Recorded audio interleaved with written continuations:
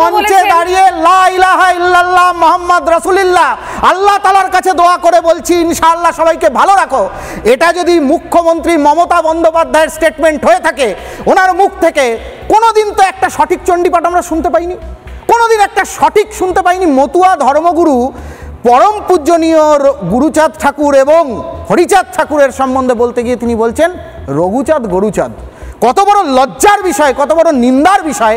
একটা ক্ষমা আজ পর্যন্ত তৃণমূল কংগ্রেস, যত স্লিপ অফ টাং মমতা বন্দ্যোপাধ্যায়ের হয় হিন্দু ধর্ম নিয়ে, সরস্বতীর মন্ত্র মমতা বন্দ্যোপাধ্যায় ভুল, তিনি নাকি আবার আচ্ছা করকে কান পকড়কে উনি বোঝাতে চাইছেন দুধেল গাই, যে গরু দুধ দেয় তার লাথি খেতে হয়, সেই লাথির ভয়ে উনি কোনোদিন এটা করতে পারবেন না, পারবেন না, পারবেন না। আর সেই জন্যই আজকে হুমায়ুন কবিরের মতো একটা সাম্প্রদায়িক লোক, তাকে তিনি বহিষ্কার করাচ্ছেন তার দল থেকে। কাকে দিয়ে? দাওয়াতে ইসলামের জনক ববি হাকিমকে দিয়ে। যে ববি হাকিম বলছে কলকাতা মিনি পাকিস্তান, তাকে দিয়ে উনি বহিষ্কার করাচ্ছেন। যে ববি হাকিম বলছেন যে ইনশাআল্লাহ একদিন সবাই বাংলার মানুষ সংখ্যা গরিষ্ঠ হবে উর্দু ভাষাভাষী, সেই ববি হাকিমকে দিয়ে ওনার এই যে গুলিয়ে ফেলার রাজনীতি, একে ধিক্কার।